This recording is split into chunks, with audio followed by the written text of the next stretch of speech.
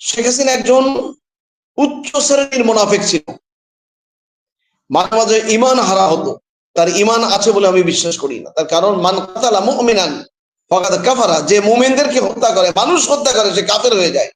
যে নমরুদ ফিরাউন যারা এবং এই কিলার যারা, এই নমরুদের ভূমিকায় যারা ছিল, ফিরাউনের ভূমিকায় যারা ছিল, তাদের মধ্যে অন্যতম দক্ষিণ পূর্ব এশিয়ার শ্রেষ্ঠ এবং সবচেয়ে জঘন্য স্বৈরাচার হত্যাকারী কিলার লেডি ফিরাউন বাংলার মাটিতে ফিরে আসতে পারবে না, ইনশাল্লাহ পারবে না, এবং তার কবরও বাংলাদেশে হবে না ইনশাল্লাহ। প্রতিহিংসার জঘন্য নমুনা যিনি দেখিয়েছেন তিনি আজকে বাংলাদেশে নাই, এবং তিনি বাংলাদেশে আসতে পারবেন বলে আমি বিশ্বাস করি না,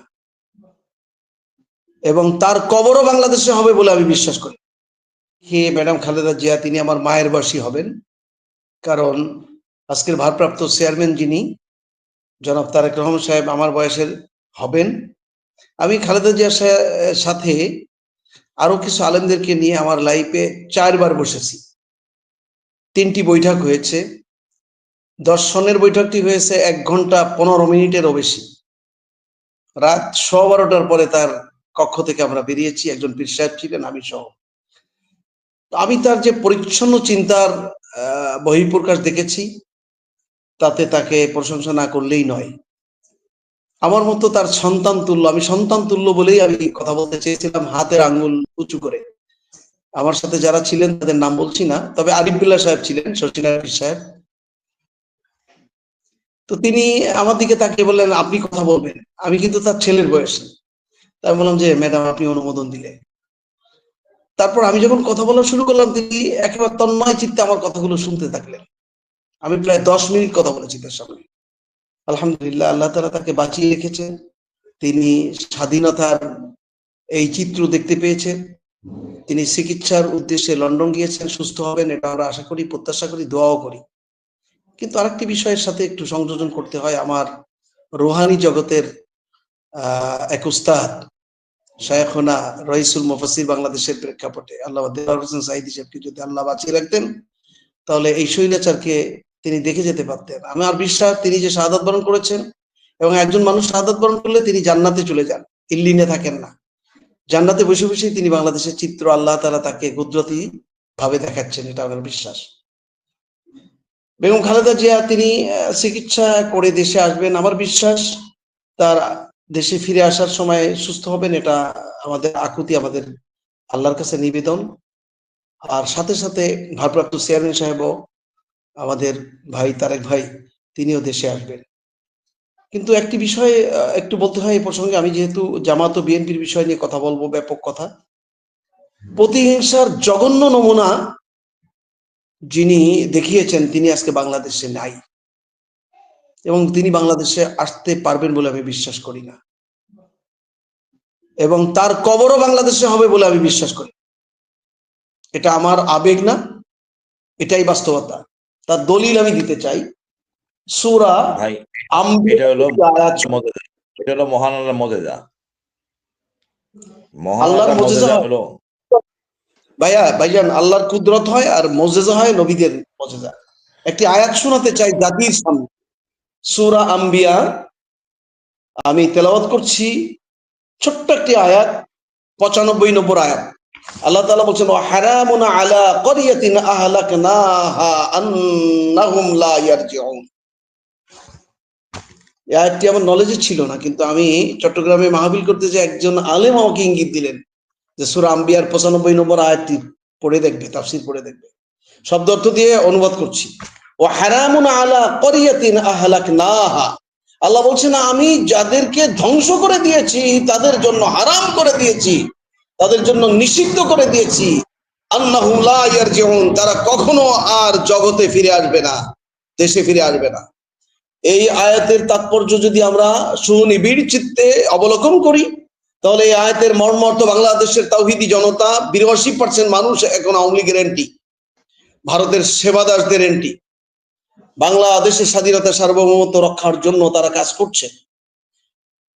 এই আয়াত যদি তাদেরকে স্পৃহা যোগায়, আল্লাহর এই অমোঘ বাণী যদি এই মুসলিম জনতাকে, দেশপ্রেমিক অন্যান্য ধর্মাবলম্বনকারীদেরকে আল্লাহ তাআলা উৎসাহ যোগায়, সাহস যোগায়, ইয়াকিন যোগায়, তাহলে এই আয়াত আমাদের যে শক্তি আছে, হিম্মত আছে, সেই হিম্মতকে আল্লাহ তাআলা আরো শত সহস্র গুণ বৃদ্ধি করে দেবেন। এ কারণেই আয়াত আমাদেরকে শিক্ষা দিচ্ছে যে নমরুদ, ফিরাউন যারা এবং এই কিলার যারা, এই নমরুদের ভূমিকায় যারা ছিল, ফিরাউনের ভূমিকায় যারা ছিল, তাদের মধ্যে অন্যতম দক্ষিণ পূর্ব এশিয়ার শ্রেষ্ঠ এবং সবচেয়ে জঘন্য স্বৈরাচার, হত্যাকারী, কিলার লেডি ফিরাউন বাংলার মাটিতে ফিরে আসতে পারবে না, ইনশাল্লাহ পারবে না, এবং তার কবরও বাংলাদেশে হবে না, ইনশাল্লাহ। আয়াতটি আপনারা মনে রাখবেন এবং যারা শুনছেন তারাও মনে রাখবেন। আসুন, ম্যাডাম চলে গেছেন। ষড়যন্ত্রের একটি বিষয় আমি বলতে চাই, এটা অমাকারু মাকারান আল্লাহু খায়রুল মাকিরিন বলা হয়েছে এক জায়গায়। আরো এই মাকর মানে অপকৌশল, ষড়যন্ত্র। আল্লাহ বলছেন যে তোমরা যারা ষড়যন্ত্র করো, জেনে রাখো আল্লাহ তাআলা তোমাদের ষড়যন্ত্রের সবচেয়ে শ্রেষ্ঠ জবাব দেনেওয়ালা। এই ষড়যন্ত্রের একটি আঙ্গুলি যদি একজন ব্যক্তি তার প্রতিপক্ষ শত্রুর দিকে দেখায়, আপনারা দেখেন যে সঙ্গে সঙ্গে 3টি আঙ্গুল তার দিকে ইশারা দিতে থাকে। শেখ হাসিনা একজন উচ্চ শ্রেণীর মুনাফিক ছিল, মাঝে মাঝে ঈমান হারা হতো। তার ঈমান আছে বলে আমি বিশ্বাস করি না। তার কারণ মান কাতালা মুমিনান ফাকাদ কাফারা, যে মুমিনদেরকে হত্যা করে, মানুষ হত্যা করে, সে কাফের হয়ে যায়। এবং কোরআনের বিধানকে লঙ্ঘন করলে সে মুমিন থাকতে পারে না। আমি একবার এক মাহফিলে চ্যালেঞ্জ করে বলেছিলাম, তখন শেখ হাসিনা প্রথম ক্ষমতায় আসছে, স্বৈরাচার প্রথম ক্ষমতায় আসছে, ঝিনাইদা সার্কিট হাউস বা ঝিনাইদা একটা বড় মাঠে, এবং প্রফেসর ডক্টর আব্দুল্লাহ জাহাঙ্গীর সাহেব আমার আগে বয়ান করেছিলেন যে কোনো কারণে। এরপরে আমি শেষ আলোচনা আমি করেছিলাম। আমি বলেছিলাম যে আমি চ্যালেঞ্জ করলাম, শেখ হাসিনা প্রধানমন্ত্রী থাকাকালীন যদি শুধুমাত্র আমার সামনাসামনি টেবিলে বসে, আমি 10টা আয়াত তার চোখে আঙ্গুল দিয়ে দেখাতে পারবো যে এই আয়াতগুলো লঙ্ঘন করে সে কাফের হয়ে গেছে। আমি এইভাবে চ্যালেঞ্জ করে ঝিনাইদার ময়দানে আমি কথা বলে রাত 1টার পরে আমি সেখান থেকে সুস্থভাবে চলে আসতে পেরেছি। যাই হোক, জামাত ইসলামী এবং বিএনপি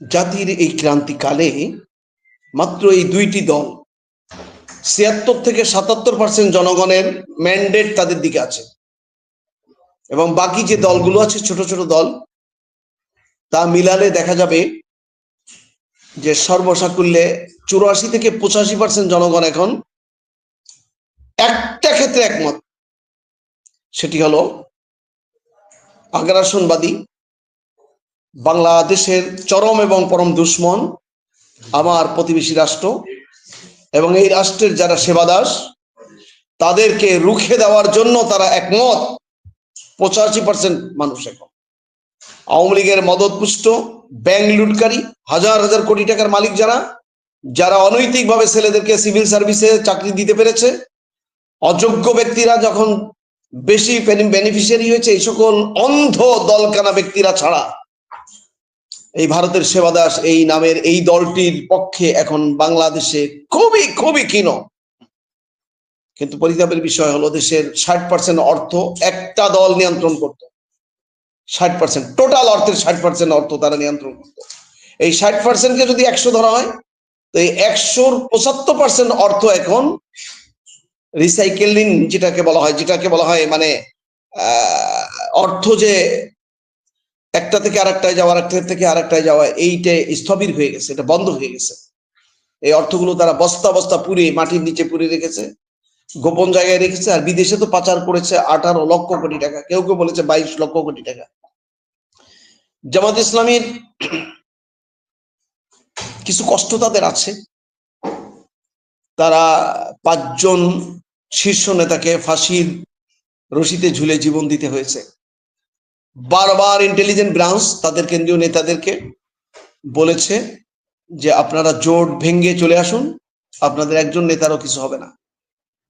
সর্বশেষ গহর রেজবির বাসায় ব্যারিস্টার রাজ্জাক সাহেব দেশে এসেছেন, তার সাথে 3 জন বা 4 জন প্রতিনিধি ডেকে নেওয়া হলো।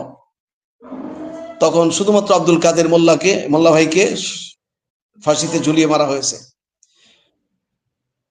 উল্লেখ্য যে আমি মাঝখানে একটি কথা অপ্রয়োজনীয় বলতে হচ্ছে। আমিও 2013 সনের 11ই ফেব্রুয়ারি বিএনপির মহাসচিব ফখরুল ইসলাম আলমগীর সাহেবের বাসায় 1.5 ঘন্টার মতো মিটিং করে আলেমদেরকে নিয়ে যখন বেরিয়েছি তখন আমি গ্রেপ্তার হয়েছি, এবং এই গ্রেপ্তারের পরে আমি রিমান্ড ভোগ করেছি মতিঝিল থানায় মিথ্যা মামলায়, যে মামলার সাথে আমি শয়নের স্বপ্নে কোনো কিছু জানতাম না।